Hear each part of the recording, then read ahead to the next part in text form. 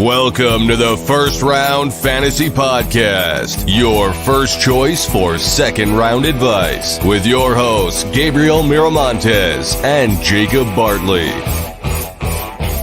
Pearl on 3rd and 7. Jefferson hauls it in. Would be Max Crosby. Touchdown, San Francisco.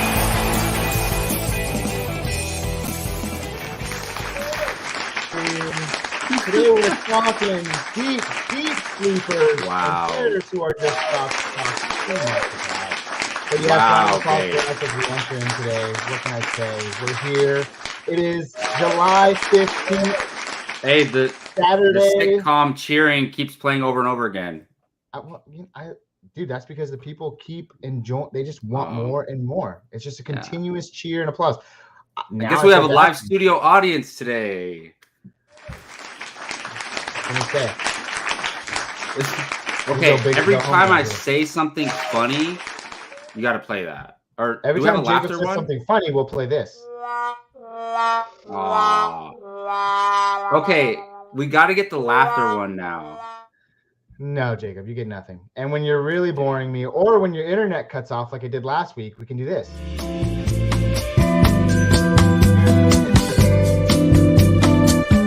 Welcome on into the First Round Fantasy Podcast. If you hear anything you like today, dislike, leave it in the comments. Like the video, dislike the video. It does so much for our channel just to get eyes on it.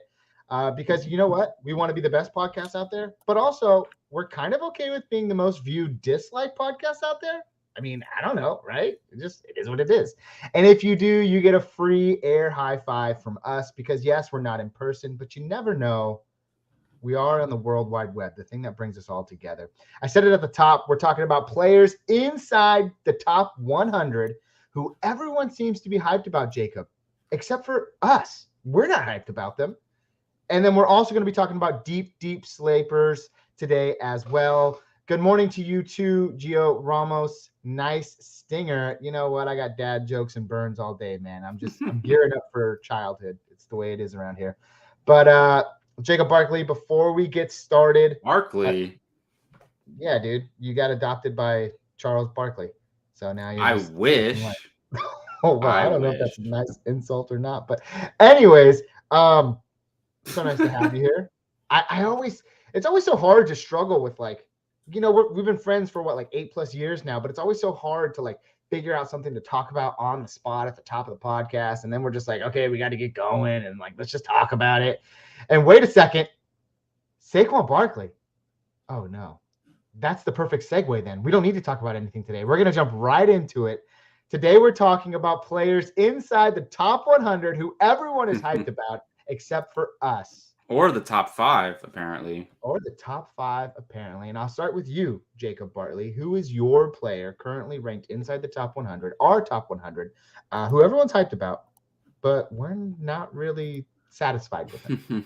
Go ahead. Well, I mean, I think you kind of gave it away. And Gio I don't know Ramos if you gave it away. Purposefully called me Jacob Barkley to segue into this, but Didn't even see that. Saquon Barkley is the guy that I'm rolling with, and I'll preface this by saying, you know, there's a certain list that we base this on. I don't know if we want to name it, and you know, I'm wondering, and the thing is that website they use, you know, they use everybody, like a lot of fantasy analysts rank, and then it's a consensus ranking, right? It's not just from their website, it's from the entire fantasy community. Like, I believe there's, you know, hundreds of them, right? So and then Saquon Barkley, I believe, is he in the number 3 spot or he's in the top 5.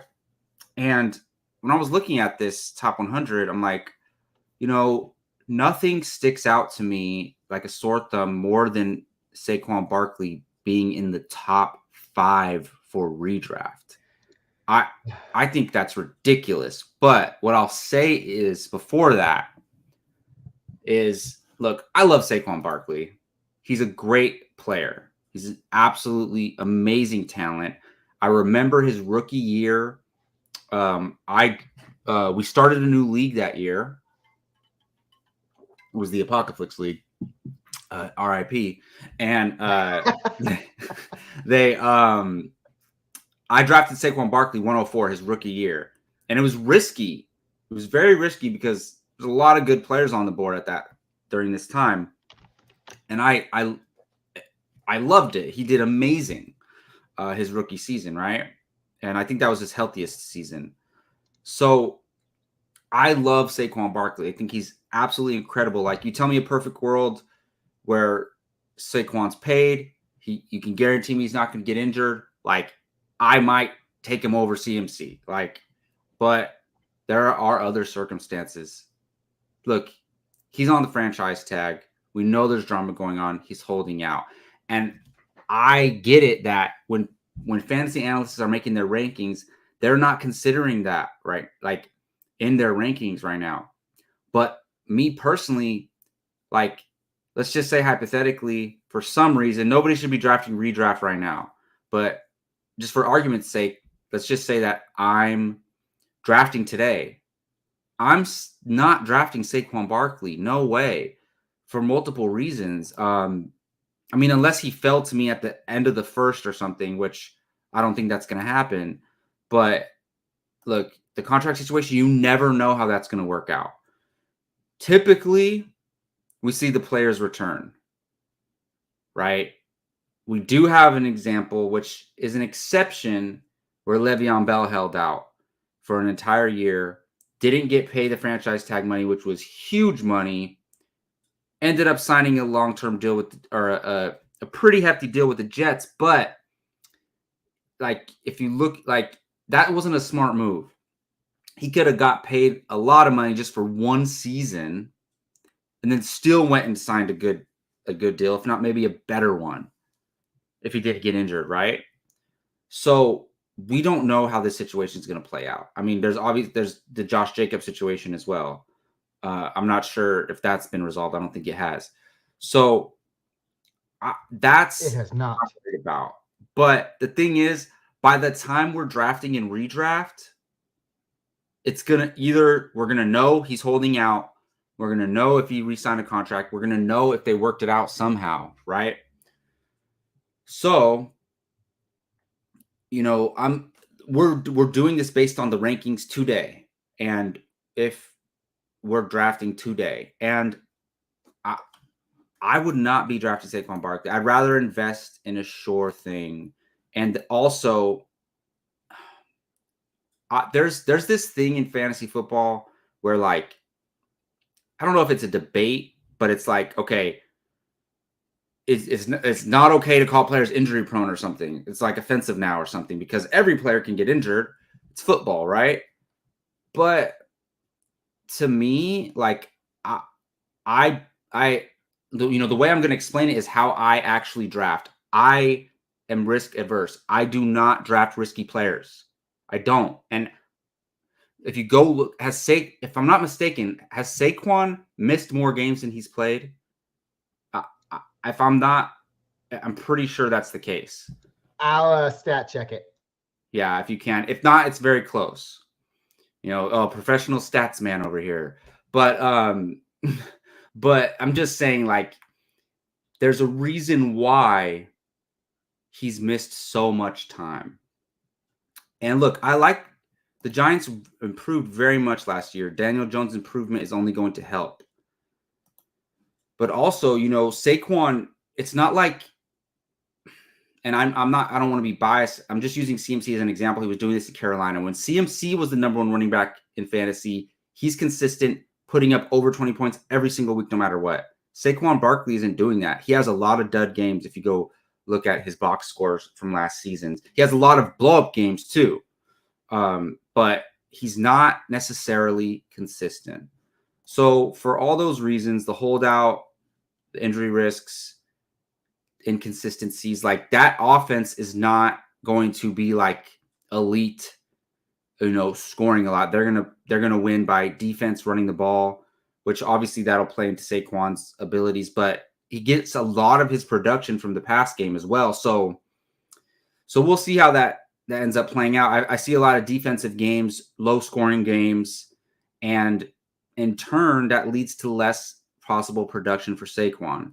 So don't get me wrong. I love Saquon, but I'm not investing a top 5 pick in Saquon. I'm going a wide receiver or one of those other top 2 or 3 running backs. Oh, Jacob, that was tough to hear, man. That was tough to hear. I'm sorry. Honestly, we agree a lot. We really do. And we talked a little bit about it before the podcast about how, like, man, we need some more friction between us. We just need some really hot takes or It has to be natural, though.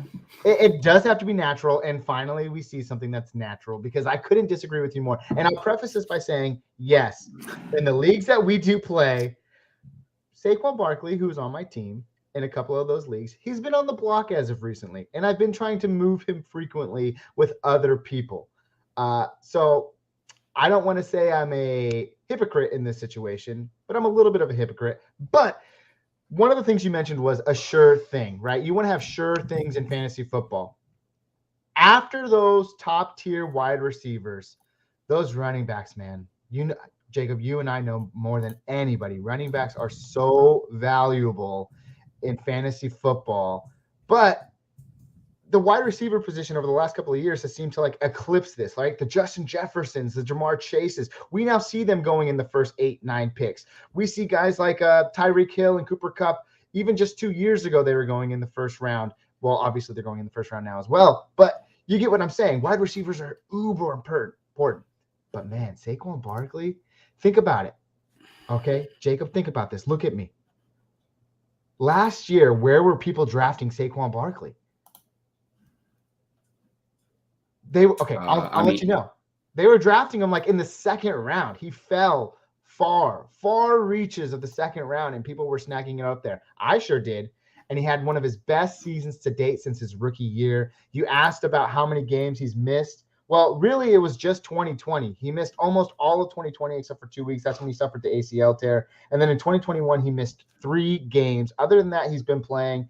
And last year, man, I mean, like top 4 running back in NFL. Now I get it. The big thing that's going to kind of deter people away in this moment is the contract negotiation system. That's why people are going to be deterred of drafting guys like Josh Jacobs, Saquon Barkley, Joe Mixon, but he recently got his stuff figured out. But, dude, like, okay, you know I love to play this game. Saquon Barkley or Amon-Ra St. Brown. They're both going around pick. Look, Saquon Barkley, this is according to NFC. This is like competitive draft ranking stat boards. So these rankings are really accurate, in my opinion. They kind of show the trends of where people that are like diehard fantasy football fans like us. So Saquon Barkley currently being drafted basically last pick of the first round right now. That means that you're taking, if you had to pick someone else in that range, it's like A.J. Brown, Jonathan Taylor, Garrett Wilson. You want all those guys over Saquon Barkley? Which I actually kind of agree. I would take most of those guys over Saquon Barkley. A.J. Brown, okay. Jonathan Taylor, Garrett Wilson, Devontae Adams, Amon-Ra St. Brown. This guy's going a little bit after him. Yeah, I mean, wait, did you ask a question? Yeah, I'm saying, would you take those guys? Oh, I mean, look, man, so the thing is, I don't know where this list is coming from all of a sudden, because like on Fantasy Pros, right, they go CMC, Eckler, Saquon. Like that's their rankings for PPR redraft. And I'm like, that's ridiculous. Like I would obviously I would take Justin Jefferson, Bijan. I'll take Jonathan. Like, all right, so people have reservations about Jonathan Taylor. I think that is an interesting discussion. Like, I mean, the thing is, if Saquon wasn't holding out, then it's a lot closer, right? Like Saquon and JT. But I'm taking Jonathan Taylor 10 times out of 10 over Saquon Barkley. No doubt in my mind. Well, folks, you heard it here first. 10 times out of 10, you're taking. I'm taking Tony Pollard over Saquon. Listen, what if there was no mention of the contract negotiations? What if he was signed, ready to go? Obviously, that's in the back of your mind. But if he's not, you're taking Saquon over. So here's where I draw the line. So you're taking him over Josh Jacobs. I take CMC Eckler, obviously. I take Jonathan Taylor. I take Tony Pollard. And this is with no contract issues, right? Oof. I take Tony Pollard. I take Ramondre Stevenson over. This is where I draw the line. Nick Chubb, Derrick Henry. Okay. That's where I start to think about Saquon instead. Zesty. That's the range for me. Nick Chubb, Derrick Henry, Josh Jacobs. Like, yeah, that's where I am. For me, it's a little bit closer than that. I'd take Derrick Henry over him. I'd probably take I'd take Saquon Barkley over Derrick Henry. I'd take Saquon Barkley over Tony Pollard. But Bijan's, I think just because he's a rookie, there's a little bit of speculative there. But that's probably where the rookies always the first round rookies always get that hype. Yeah. Well, you heard it here first. Whose side are you taking? Jacob Barkley, Gabriel Miramontes? Let us know your thoughts down in the comments below. We appreciate it so much. Let's have a conversation down there. Hot takes, Jacob Bartley. Hot takes. Way to get the show rolling, my man. Oh, yeah. I love it. Deserves an applause. Got my blood riled up. All right, I'm here to talk about a wide receiver, another player inside the top 100 that people are just too overhyped about, and I'm not really feeling the same vibes. And I'm just going to go for it. I'm sorry. I'm going to go for it. That's Calvin Ridley, wide receiver of the Jacksonville Jaguars. We were just talking about ADP. I love using NFC average draft position. I just think it's so valuable to just determine where these guys are currently being drafted through competitive draft leagues and all of those other things that come into play. Where do you think Calvin Ridley is being drafted right now, Jacob, without looking at the show notes? Okay. But also don't be too off and make us look bad. No. And obviously he's overranked, right? So I think about it. I'm thinking he's being drafted as a top 15 wide receiver. Sure, and you'd probably be right. He's drafted right around 4.4, which makes him wide receiver. Right in that range. He hasn't played football in nearly 2 years, and I know you can't deny great talent, and we're not going to talk about the reasons why he hasn't played football. But, guys, it's June and July in fantasy football. You know the one thing you just don't believe in July and June of fantasy football season? You don't believe anything because it's everybody out there scraping to put pieces together. It's beat writers looking to put up their next hype pieces to get views. It's so early in the offseason. Training camp is literally a week away. And sure, if we start to hear that he's doing great things in training camp, then obviously these things can be adjusted and my views can change. But I don't know. I liked what the Jacksonville Jaguars did last year. You know, Christian Kirk, Zay Jones were both good wide receivers last year. Christian Kirk finished as the wide receiver 12. Zay Jones was the wide receiver 26. That's 2 top 30 wide receivers. And I get it, right?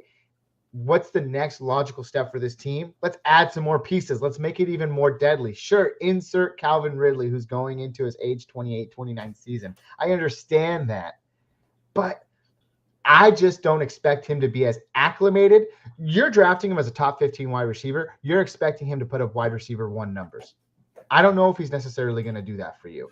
And a team that already had some established guys, especially Zay Jones, and look at all that money they paid Christian Kirk to. Those guys aren't just going to get phased out of the offense. If one's more likely to, it's going to be Zay Jones, of course.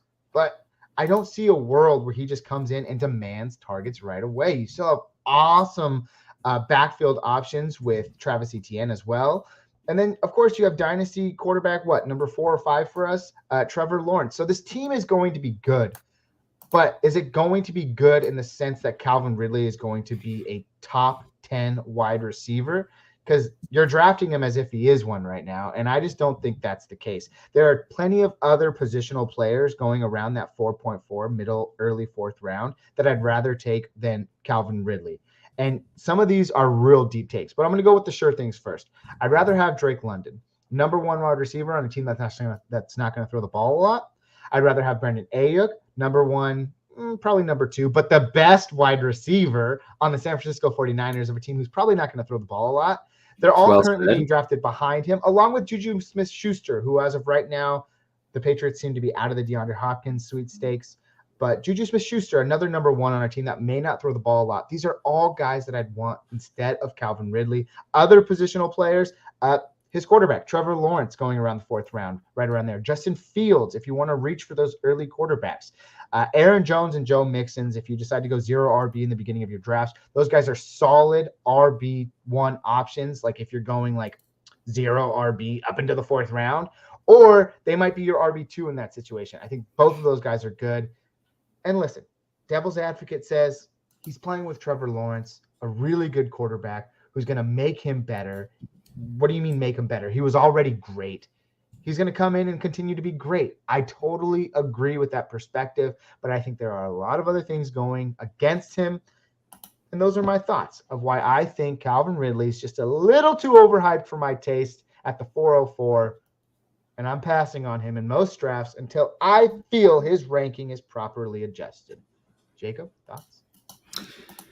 Yeah, I mean, well said, man. I think, okay, so Fantasy Pros has him as wide receiver 20.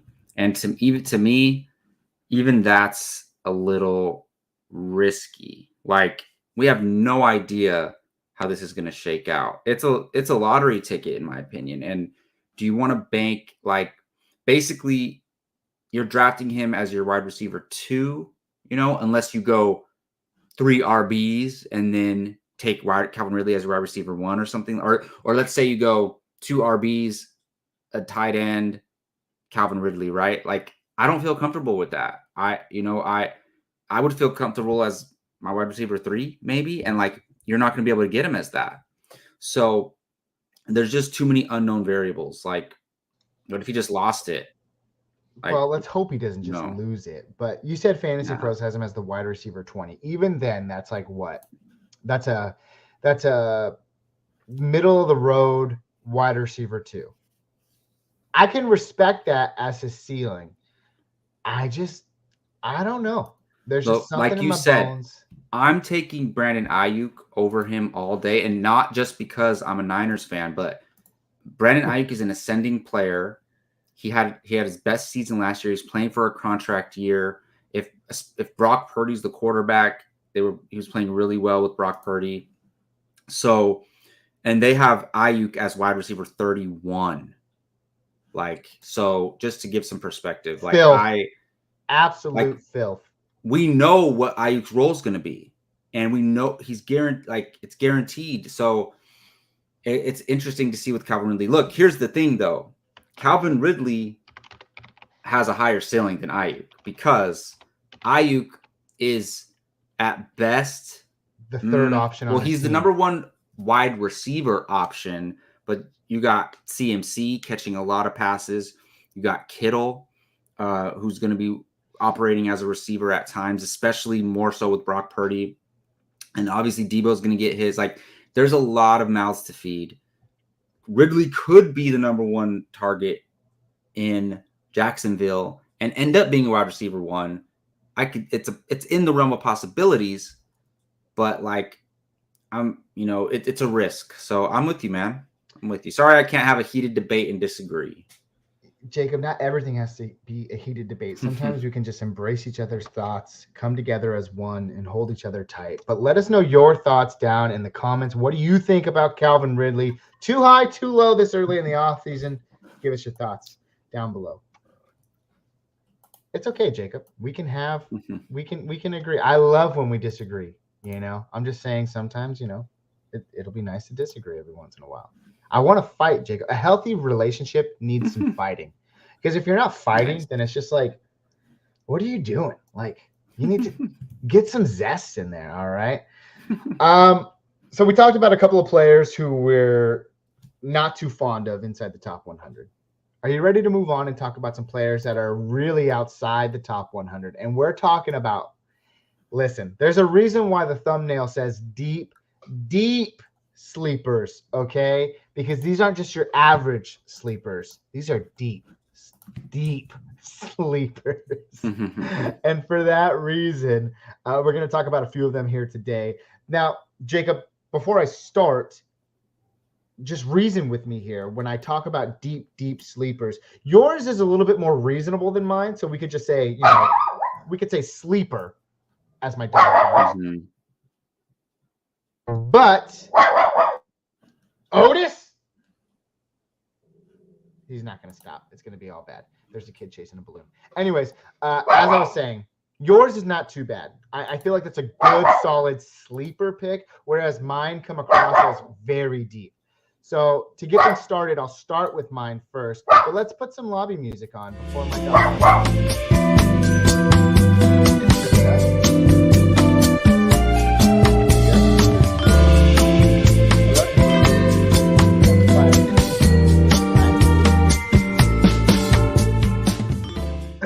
Apologies for the inconvenience there. Let's get going. We're talking about players who are deep sleepers, at least for me in my perspective. I have a few here, so I'm going to make sure that I go fast with them. But my first one is Tyler Algier, running back for the Atlanta Falcons. The Atlanta Falcons ran the ball 559 times last season. That leads the league in 2022. It's all because of their head coach, Arthur Smith, running back supreme. I don't know. That's not really making any sense, but you know what I mean. They just drafted Bijan Robinson. Why? A lot of people might come to assume, well, why would you draft Tyler Algier, running back for the Atlanta Falcons, when they just drafted Bijan Robinson?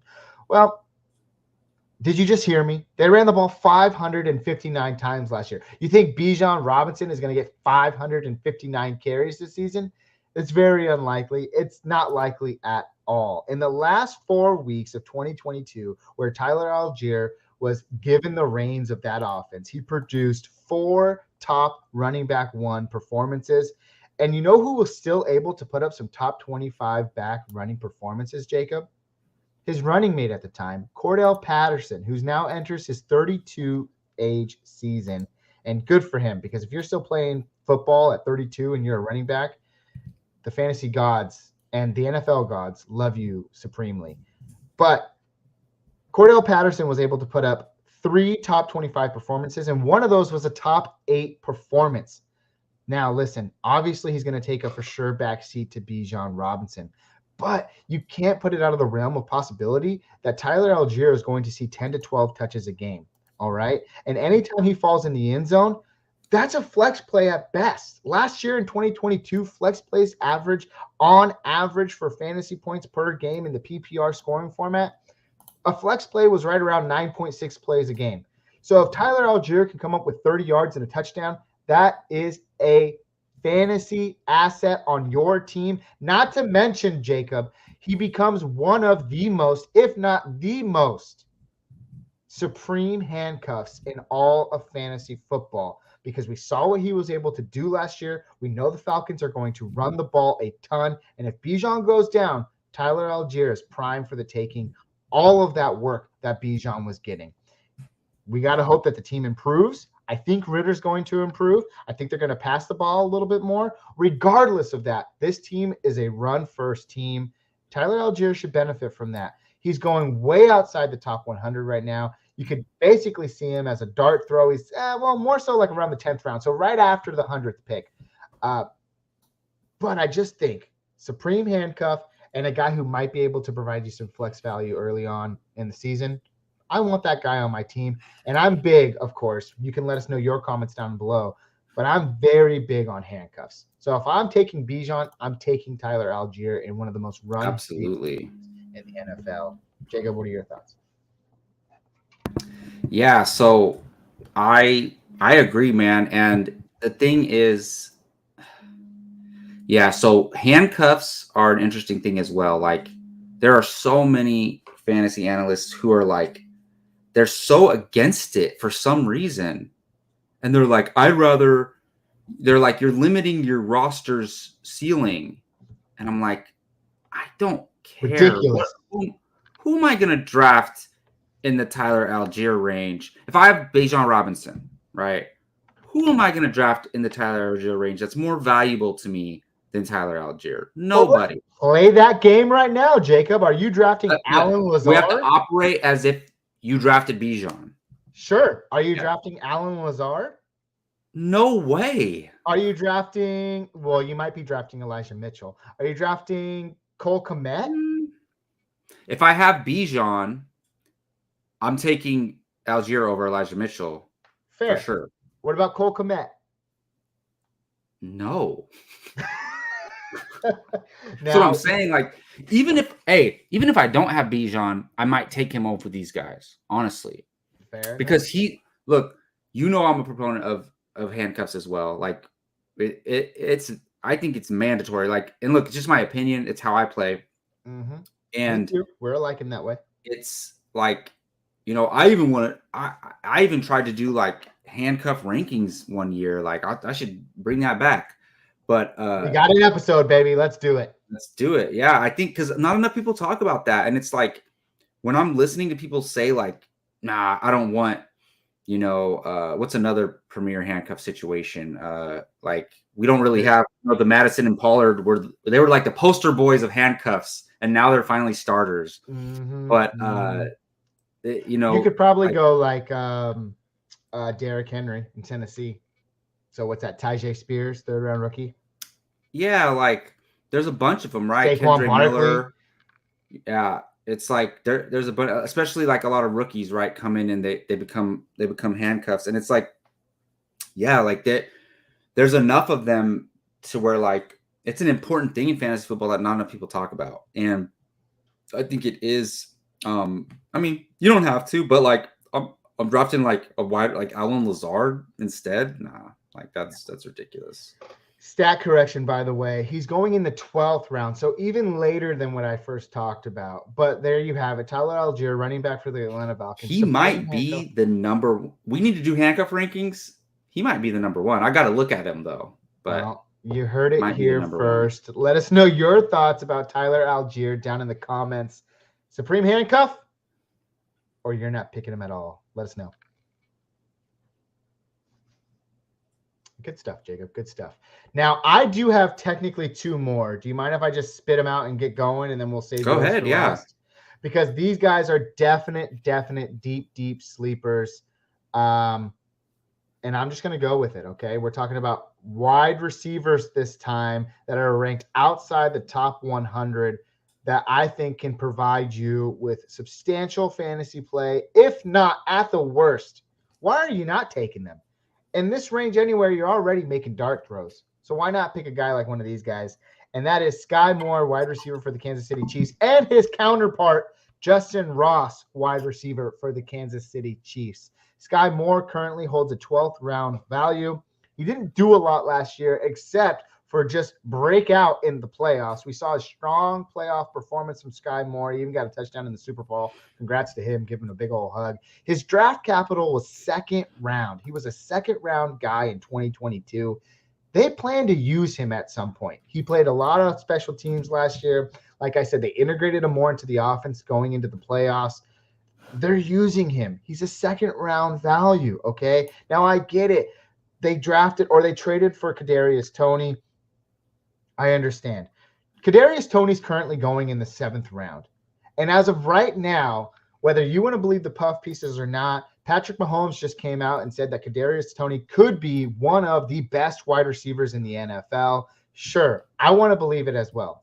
But truly, we don't know who's going to be the number 1 wide receiver for this team. And right now, if you're sitting and you're thinking about taking Kadarius Toney in the 7th round, when you could take the other number 1 wide receiver on that team and Sky Moore, I don't know. There's just a thought to have. Obviously, everyone's clearly on the board with Kadarius Toney. At least most are, okay?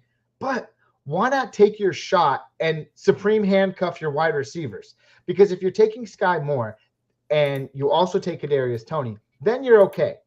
But if you took Kadarius Toney and he doesn't pan out and you didn't take Sky Moore, you're going to be asking yourself, man, I missed out on the Chiefs' number 1 wide receiver. And a lot of you may be saying, well, Juju Smith-Schuster was only the wide receiver 27 last year. Kansas City only passes to the tight end position, which is Travis Kelce. I understand that. But Travis Kelce is also 33. And one of these days, the cliff is coming.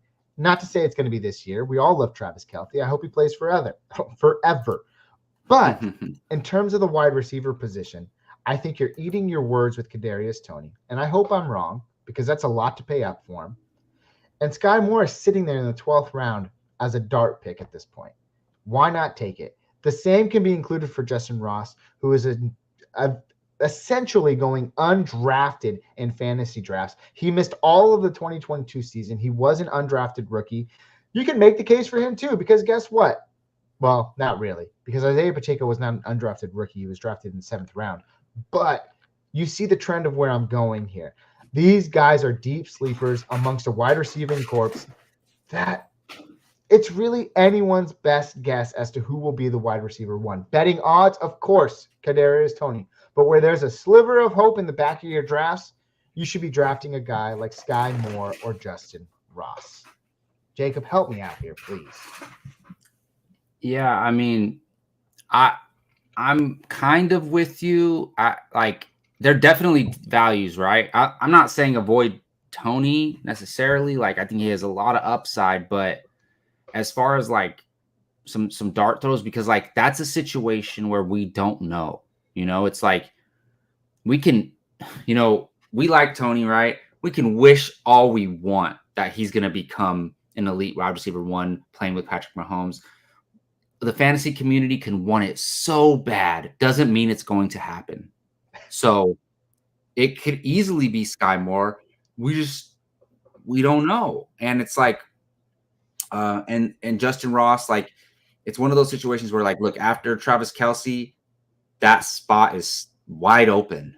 And it's not, potential and speculation does not lock you into that spot. What you do in the games locks you into that spot. So it could easily be a situation where, like, you're getting a guy that's going undrafted, possibly like Sky Moore, as a wide receiver one. I mean, I'm not saying that's going to happen. I don't think so. I'm not betting on it, but it's like people are so sure that it's going to be Toney, right? And I put my money on Toney if I had to bet on one to be it, but we're just not sure. We're just not sure. And let me just correct you there. You said undrafted. Justin Ross, definitely undrafted. Sky Moore being drafted, but still late enough to where, if it doesn't pan out, you're okay dropping him. That's what I was trying to say earlier. And I couldn't agree more. Yes, the betting odds, the betting favorite is for Kadarius Toney to be the wide receiver one. But man, oh man, what if those people are wrong and you're missing out on a potentially great fantasy asset in the 12th round? Those guys in your leagues who draft players like that, they're always the ones who are smoking that cigar in the back when the season's ending. And they came out with one of the best sleeper picks in the draft. So you heard it here first. Sky Moore or Justin Ross. Deep sleepers that should be on your fantasy team going into week 1 of the NFL football season. Let us know your thoughts down in the comments. Be sure to like and subscribe. We appreciate you so much. My God, it's been a good one, Jacob. But it's time for you. It's time for you to give us your last hot take. Not a hot take. We're talking about Jacob, what are we talking about today? Oh, that's right. We're talking about players outside the top 100 that should be in your fantasy lineups as deep sleepers for the upcoming 2023 season. And we kind of already gave a little bit of insight as to who your pick was going to be, but we didn't explicitly say it. Yeah. But I like it. I've been talking about it a lot, and I'm ready to hear you talk about it. Who's your pick? Well, we just talked about Sky Moore, so let's talk about more. Give me more. More of more. You think we need more players named Moore in the league? I don't know. It gets a little confusing. Wait, Jacob, wait. Give me another player with the last name Moore. DJ Moore. Ah, he's good. Okay. And there's more. I think there's more too. I did not even plan to say that again. Now that's the real challenge. Is there more? I think there is, but it's like they're really obscured on the depth, like deep depth chart players. Anyways, okay. Enough with that. I think we had enough fun with that. Elijah Moore of the Cleveland Browns. Like, I feel like people are acting like he doesn't exist anymore. It's like the fantasy community was so hyped on Elijah Moore when he was drafted by the New York Jets. People were saying the next Antonio Brown. I didn't forget about it. You wide receiver guru experts, you know who I'm talking to. You guys loved Elijah Moore, right? You even said, oh, bad quarterback play. If we can just get this guy some consistent quarterback play, he has the ability to be an elite player in this league, a dynasty wide receiver 1 type player. Okay. He has a rough go in New York. Like, just inconsistent. The whole Zach Wilson, Mike White, Joe Flacco, carousel, and like all the drama there. And then they're like, I mean, I don't know the whole situation. I wasn't there, but like there's obviously some bad blood between him and the coaching staff and maybe even ownership. Like, where there's smoke, there's fire. I think, either he was being difficult or they were treating him unfairly, whatever the case is. I don't know. But I'm not going to blame the player for that. He kind of got shafted a little bit in that situation, from what I know. So all these things being considered, and then look, and he's shown that he's a very, very talented player. Okay. So now he gets traded to the Cleveland Browns, where, in my opinion, after Amari Cooper and David Njoku, there's not a lot of promising pass catching options there. Like, there's targets to be had. Let's look at who his quarterback is. We know the situation with Deshaun Watson, right? We don't know if he's ever going to get back to his elite play. And separating, the person from the player, just talking about him as a football player, I believe in him. I think he's going to get back to top 5 quarterback play. I really do. So you have that combination, this elite prospect that everybody's forgot about, getting traded to a situation where you have a potential top 5 quarterback and, 7 to 8 targets to be had a week. Give me Elijah Moore. He's ranked, outside the top 100, he's 117 and a wide receiver 49.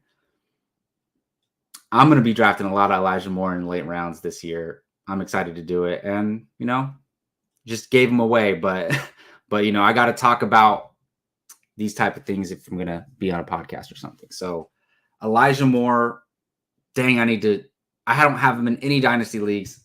I'm just excited myself. I'm about to start sending some trade offers, but don't show anyone this podcast before I send them a trade offer.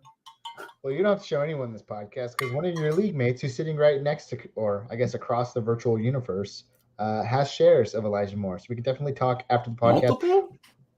Yeah, multiple. But we won't be talking, Jacob, because I absolutely love this pick.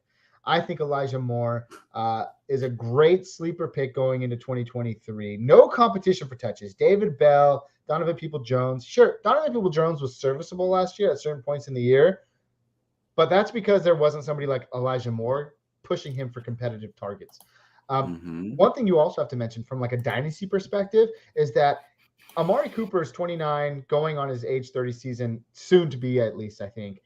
So there's a good shot here. Deshaun Watson signed that 5-year contract, 4-year contract, whatever it is. It's a long-term contract. That Elijah Moore is the number 1 wide receiver of this team at some point in the next 2 to 3 years.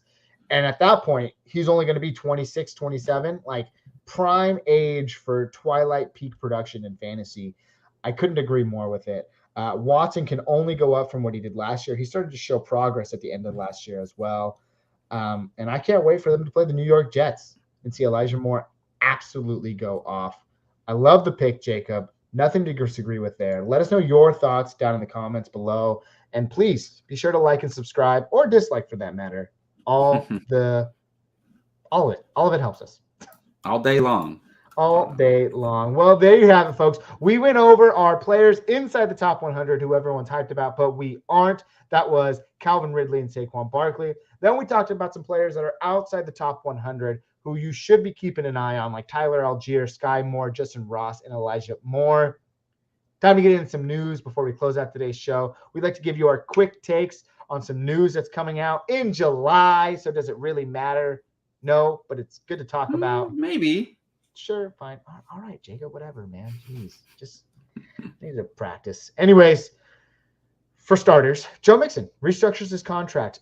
He was a player that I was actively targeting in a lot of fantasy leagues because I feel like as running backs get older, they become less and less valuable. So I'm trying to get Joe Mixon, especially on this contract situation. I was trying to get him, but now it looks like it's going to be a little bit harder to, essentially get shares of Joe Mixon now that this contract situation is shored up. He's a strong RB2. He wasn't as consistent as people thought last year. He had a lot of those big games. I think the one where he had like 4 or 5 touchdowns or something like that. But other than that, pretty inconsistent and actually averaged like 3.8 yards per carry. So it wasn't doing anything fantastic. They invested in a rookie, Chase Evans, who looks to cut into some receiving work like Samaje Perine did. But even then, Joe Mixon still caught like 50, 60 balls last year. RB2 for you, Jacob? RB2 for you, Joe Mixon? Yeah. Yeah. I mean, now, yeah. After this contract situation, yes. And that's why I said earlier, maybe that this news matters, obviously. Like, but it's not like a off-season hype type of situation. Like, we had he could have been cut, signed with a different team, went to a worse situation, signed with Minnesota or something like that. Thank goodness that didn't happen. So I'm glad to see him back in Cincinnati because it's best for both worlds. Like, it's going to keep the Cincinnati offense firing on all cylinders. It keeps Joe Mixon in the best situation. And now it's like, and I know what you're referring to. You made some trade offers trying to get Joe Mixon on your squad, and it's like, damn, I bet you wish they would have accepted.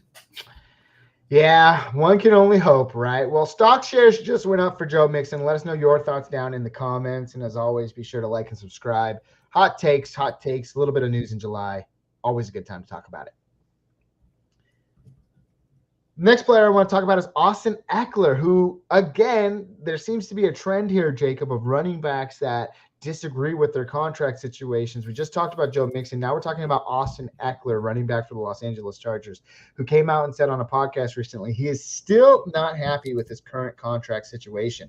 Look, Josh Jacobs is threatening to hold out. Saquon Barkley is threatening to hold out. Could we see Austin Eckler hold out in 2023? What are your thoughts? I don't know. I mean, the thing is, we already had this, and they added the incentive to his deal. Like, they didn't actually increase his contract. He just had some added incentives, right? But like, that was kind of just like a placeholder to try to keep him satisfied for the time being. Look, man, I'm telling you, in another world or another universe, I would have been a sports lawyer or something. I don't know what it would be, like a sports agent or something. Like, I would have been a running back. I would be the running back savior. I would come in, I would work for the NFLPA. That would be awesome because I would fix this situation because running backs are disrespected in the NFL. It really bothers me, honestly. And I think they should still do a holdout. What is it called? A strike? A strike. I'll help run it for them. No, but all kidding aside, like, this could be a real situation. Look, I follow the Chargers pretty closely, and it's like, the thing is, they better be careful because I don't think that offense operates the same way without Austin Eckler. And it does not. More there, like the combination of Kellen Moore with Austin Eckler and those wide receivers, it's like now they finally got some depth at wide receiver where if one of their top 2 dogs go down, they got a guy, Quentin Johnston, who could possibly step up. And then it kind of puts Josh Palmer in a better situation because he doesn't have to be the number 1 or the number 2 if Mike Williams or Keenan Allen go down. Like, it kind of like Josh Palmer is a solid, 3rd or 4th best wide receiver on your team. Should not be the top 2 option. But the thing is, it's like, so that being said, this offense can fire on all cylinders if Austin Eckler's there. Like, they're Super Bowl contenders, in my opinion, right now. Without Austin Eckler, they're not. They are not. Jacob, leave with that. Remember that for hot takes when we close out the show. But let us know your comments about Austin Eckler. What are you doing with him? Is he sliding in your drafts? Let us know down in the comments below.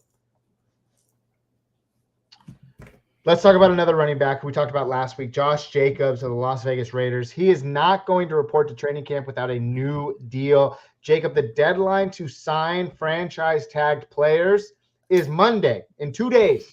So if these guys don't get contracts done, it's almost guaranteed Josh Jacobs isn't showing up. Saquon Barkley isn't showing up. So what do you think about Josh Jacobs, the number 1 running back in football last year in terms of the NFL? And I think he was inside the top 5 for fantasy. We obviously already know that it's very hard to replicate on a fantasy level what he did last year because it's just not common. I think the only person that was able to do it was Le'Veon Bell.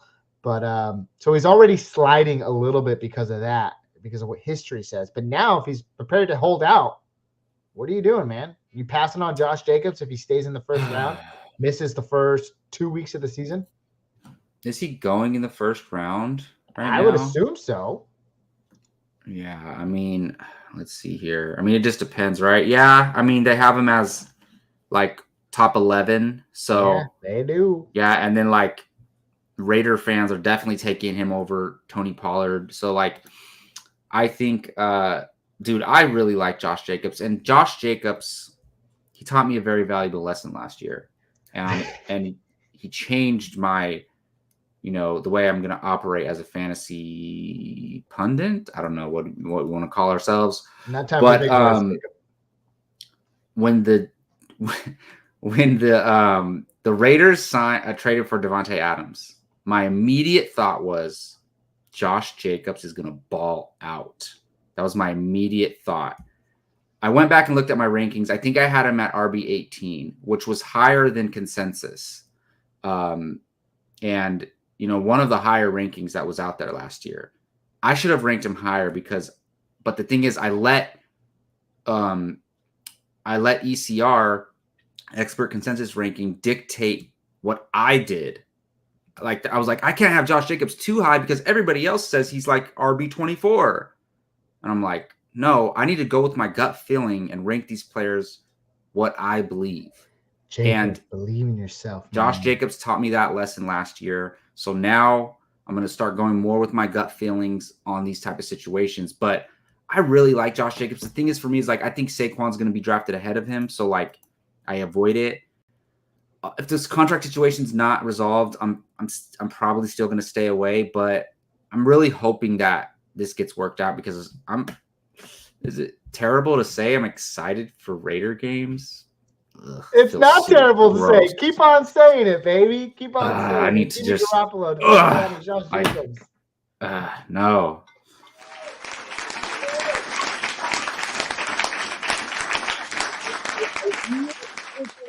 Games in 2023. Let us know down in the comments. We appreciate it so much. Be sure to like, subscribe. I was gonna say, where's my Jimmy G poster you gave me? Because that's the reason why I'm excited. Oh man. Let's talk about Kadarius Toney, wide receiver for the Kansas City Chiefs. Listen, we had a whole segment about him earlier in today's podcast, but give me your quick thoughts. We talked about it earlier. 7th round value currently right now. I'll look up that average draft position and see who's going around him. But do you think he has the best chance, obviously, of being the wide receiver number 1? And the reason why we're talking about it right now is because Patrick Mahomes came out and said he can be one of the best wide receivers in the NFL. Yeah, I mean, I think by default, right? He's going into his 3rd season, I believe. I think most people agree he's the most talented of that bunch. But like I said, it's okay to say a player's injury. I don't know, maybe injury prone is the wrong way to say it. But, I mean, let's just be literal. They've missed a lot of time for one reason or another, okay? There are red flags there. So that's the thing. And even when he went to Kansas City, he did too. It's a trend. Every season, it's been a trend. It's a trend. I actually do want to see how many games he missed in Kansas City. Well, he didn't play some after he got traded. He missed a few weeks. Yeah, exactly. But yeah. I do want to see that really quick. So, go ahead. Look, he's a 1st-round pick. He might have been overdrafted a little bit. Should have maybe been a late 2nd-round pick because, the Giants like traded up to get him to like snipe him from the Jaguars. So, yeah, he's very talented. And he has that ability. Like, I just want to see him on the field for 15, 16 games. I'm not going to ask for 17. Give me 15, 16 games. I think he could easily have 1,100 yards and 6 touchdowns, and that's being modest. Too modest, Jacob. He missed 9 games last year. But if he did that, we'd be happy with that, honestly. We'd be very happy with that. Let's play a game. Kadarius Toney or Marquise Brown? I think Kadarius Toney, huh? Take the upside, right? Okay. The only reason, if Kyler's healthy, I'm going Marquise Brown, no question. Okay. Fair. I don't know if you remember what he was doing last year at the beginning of the year without DeAndre Hopkins. Sure. Yeah. Sure. But I don't even think Kyler's going to play this year, so I go Kadarius Toney. Kadarius Toney, George Pickens. Toney redraft Toney for sure. Kadarius Toney. We're talking redraft, of course. We're talking redraft. Kadarius Toney, Jahan Dotson. I really like Dotson, dude. I really like Dotson this year. But quarterback plays iffy, so I'm going to go with a better quarterback. I'm the only person on earth who's not hyped about Jahan Dotson, but that's a discussion for another time. Kadarius Toney. I don't feel like pulling your hair over the screen today. We'll go up a little bit. Kyle Pitts, Rachaad White over Kadarius Toney. I mean, we got to bring some other positions in here. Man, you just opened a can of worms. Kadarius. I like Rachaad White. I'll take Rachaad White over Toney. Yeah, because I think Rachaad White has RB1 capabilities this year. In the 7th round, that's pretty good value. I'm sure he's going to rise up as the offseason progresses. But maybe running back that's going to get 15 to 20 touches. Give me Rachaad White. Maybe he's that being changes. Underdrafted. Shh, keep him as my secret. Shh. Well, let us know your thoughts down in the comments below. Kadarius Toney, wide receiver number 1 in Kansas City. Wide receiver number 1 for fantasy football. Let us know your thoughts down in the comments. And as always, we appreciate you. We got one more piece of hype news today. That is the old savior, the great wide receiver, DeAndre Hopkins. He's currently a free agent looking for a home. What did you think I was going to say? No, the old savior. I like that. I don't know why I said old. He's like younger than us. Well, maybe he's a little bit older than us. Anyways, the latest piece of news to come out of this is that the Buffalo Bills are interested in the veteran wide receiver if the price is right. I feel like in July, any team can say they're interested if the price is right. Wouldn't anybody want DeAndre Hopkins on their team? And I'll start with this. I was going into trade talks with somebody in one of our leagues the other day, and they're like, well, his value is he wanted to trade me Saquon Barkley for DeAndre Hopkins. And I was like, dude, no. Like, what are you thinking, my man? And then we got to talking a little bit, and I saw his reasoning, but I still completely disagree with the guy.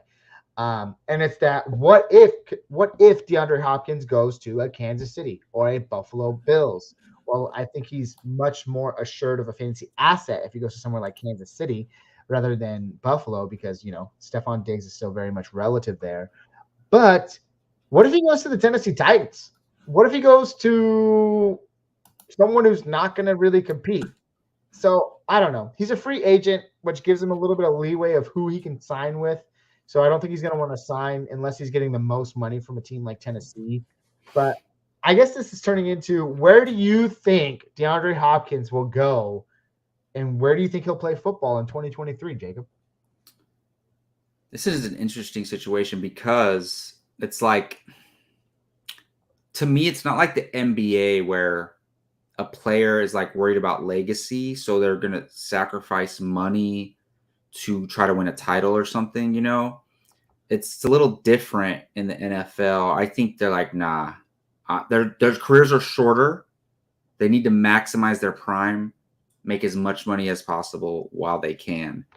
So I don't blame a player for choosing the big payday over the possible Super Bowl, And it's the thing is, DeAndre Hopkins is the type of player where he could win if he's, on the Chiefs and he has like 120 yards and 2 touchdowns in the Super Bowl, he could be Super Bowl MVP, Like he's that type of player. So he could get that glory in a contender situation. But I think he's leaning more towards wanting an Odell type 1-year deal, honestly. And that's the thing. He's better than Odell. He's healthier than Odell. He's like, honestly, at this point, he's way better than Odell Beckham Jr. So it's like D-Hop can be wide receiver 1 easily. I do not see that for Odell whatsoever. And D-Hop could do that anywhere. So it's like, is he going to take less than Odell got? I know that was a unique situation. Lamar's probably pushed them to do it. They had the cap space, whatever. But I don't know. So he can end up anywhere, honestly. Like, I think it's whoever pays him the most. Whoever pays him the most. Where would you like to see him play in 2023, Jacob? Let's go. Honestly, Kansas City. I would like him to see in. Oh, actually, no. All right, for fantasy, Kansas City. But for football, not Kansas City. Okay, fair. And I'll do it as well. For fantasy, Kansas City. For NFL purposes, the Las Vegas Raiders, baby. Let's see it happen. Let us know your thoughts. Hey, where will be DeAndre Hopkins play in 2023? We appreciate it. Be sure to like and subscribe. Thank you so much out there. We did it, boy. Another episode in the books. Some of us got some work to get to. Some of us got some phone calls to make. We thank you so much for coming by today, hanging out with us. Thank you for stopping by. Everybody out there, big air high fives across the board. Jacob, make sure you're giving them air high fives. Hey, Gabe, I want to give you a thank you and an air high five because when I'm talking fantasy with you, man, I freaking love it. It's one of the things that I enjoy doing the most. Like, I'm just so hyped right now talking about fantasy football, and you're the person I like to do it with most. So thank you, Gabe. Well, you need a tissue box? I wanted to give like a bro response to that, but I think it's going to be a very romanticized response. And I got a little tear in my eye. People don't want to hear about that, though. We're getting out of here, Jacob. Give us hot takes. What's your hot take getting out of here? It's again. I'm improving my hot take game, all right? Because before so unexpected, but I'm improving my hot take game. And I'm going to talk more about this pretty soon here, but are we ready for my hot take? Let's do it, man. You're queued up. Okay. My hot take is that I am so sure of this, that Garrett Wilson will be the overall #1 wide receiver 1 in fantasy in 2023. Lock it in. You heard it here first. Peace.